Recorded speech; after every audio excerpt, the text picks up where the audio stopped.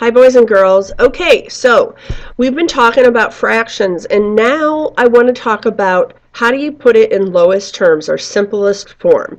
All right, so if you see a fraction that has a 1 on top, based on my other videos, but in case you haven't watched them, 1 on top means it doesn't matter what the bottom number is. It could be 1/3, it could be 1/25, it could be 1,001.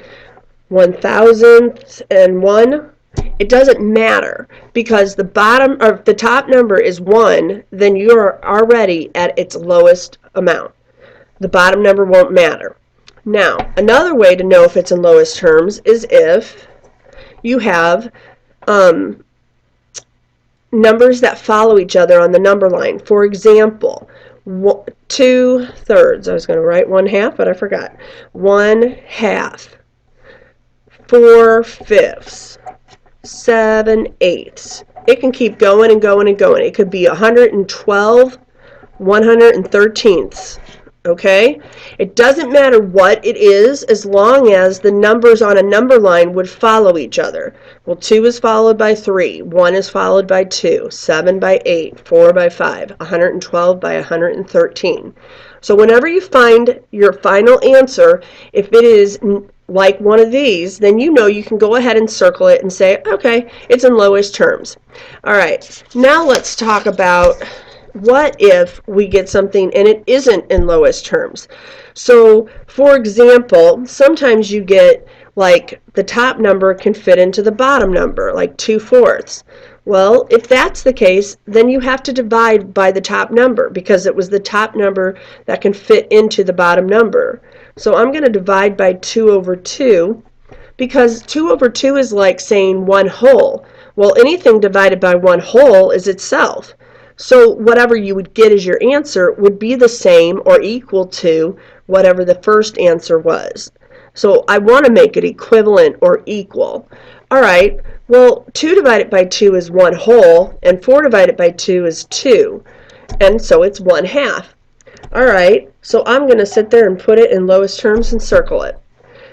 What if you had 2/6? Well, now you have two numbers. The top number fits into the bottom number, but you also are knowing them as they are even numbers.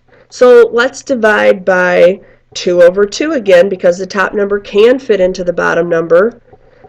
And we got 2 divided by 2, and that equals 1. And 6 divided by 2 is 3. And so here's my final answer. And I know it works because I've got a 1 on top.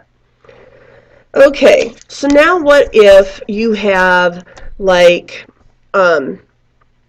golly, how about 8/24? And you're thinking, uh-oh, that's a high number. Can 8 fit into 24? Yes. It can fit in exactly 3 times. So I'm going to divide, though, by the 8 because the 8 fits in the bottom number. So divide by 8/8, and I've got 1/3. And so here I am again. Okay, so now what if I have two numbers that are even or whatever? So let's do like 10/12. Well, 10 doesn't fit into 12, does it? 10 doesn't fit. Nothing times 10 is going to equal 12. So I'm just going to divide by even numbers, which in an even number, that means there's 2 of everything.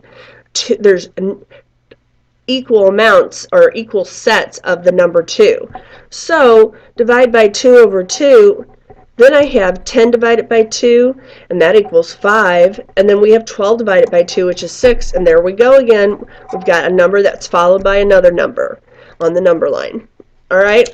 Well, let's try one more. How about if we had, let's see. How about 15/18? And the reason I chose 15/18 is because, look, 15 times nothing will equal 18, but what can they both be divided by? Well, they're not even. One's odd and one's an even number. So this time I have to think about what are the factors of 15, and what are the factors of 18? And whatever the highest factor or the greatest factor is, that's when I can actually take that number. So let's see, 15. In order to get 15, I'm going to find the factors. I'm going to do 1 and 15. Then I'm going to do 2. Nope, 2 times nothing because 2 is an even. So how about 3? Yep, 3 and 5. And that's about it.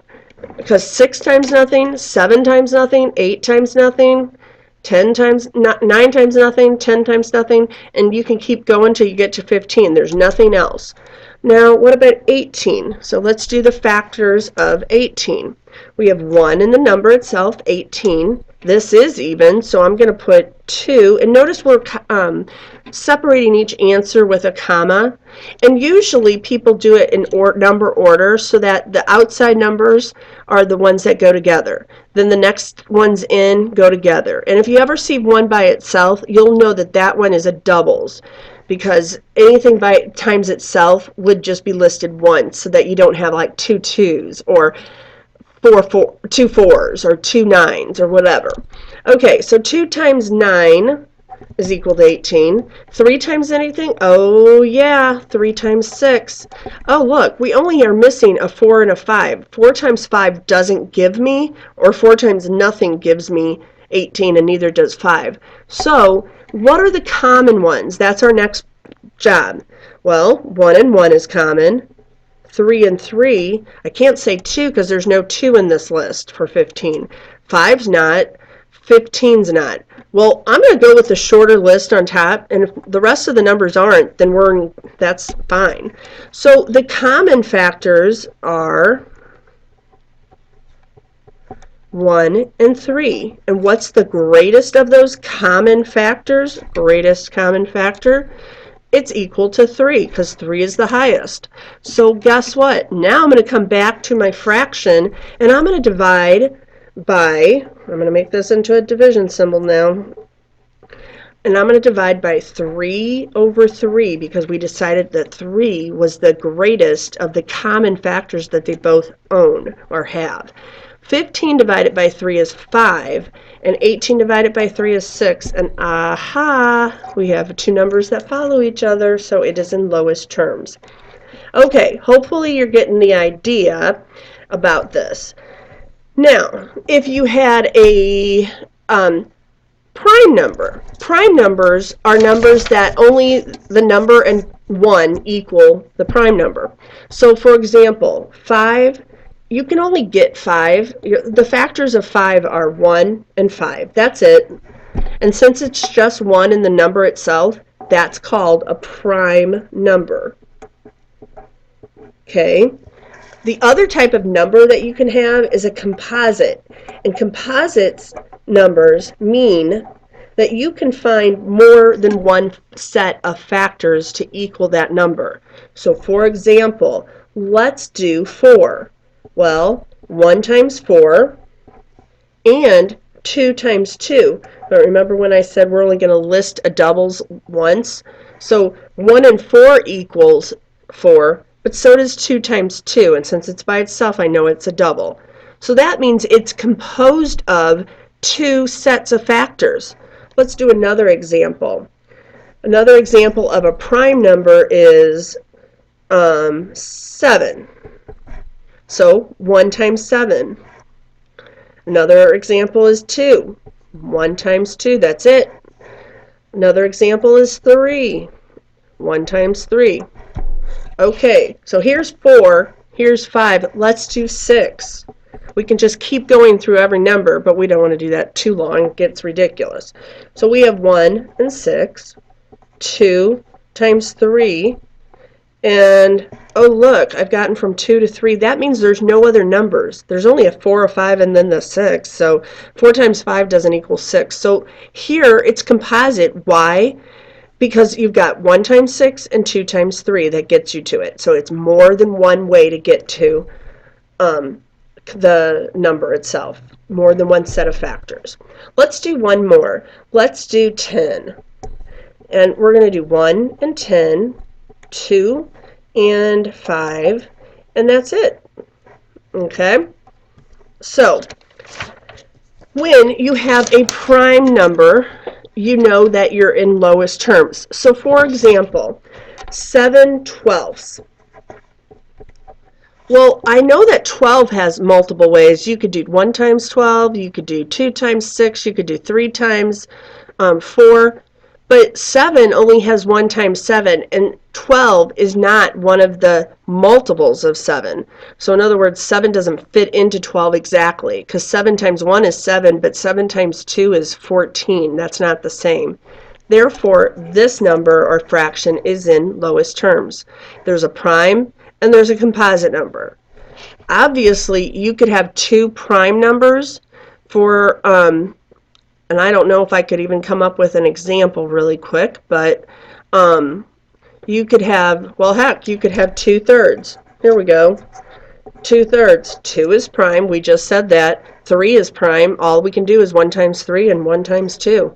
They're both prime, and they follow each other, just happens to be. Okay? But you could also have 2/7 or 3/7. That's also both numbers are prime. Okay, so these kind of things tell us whether or not we are doing a lowest terms fraction. So hopefully that gives you a basic idea of how you think of lowest terms and what you do to find it.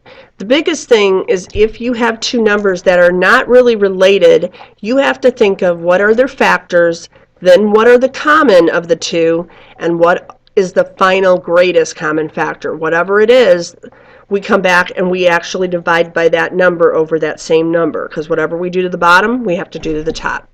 All right. Thanks a lot, boys and girls. Hope this helps.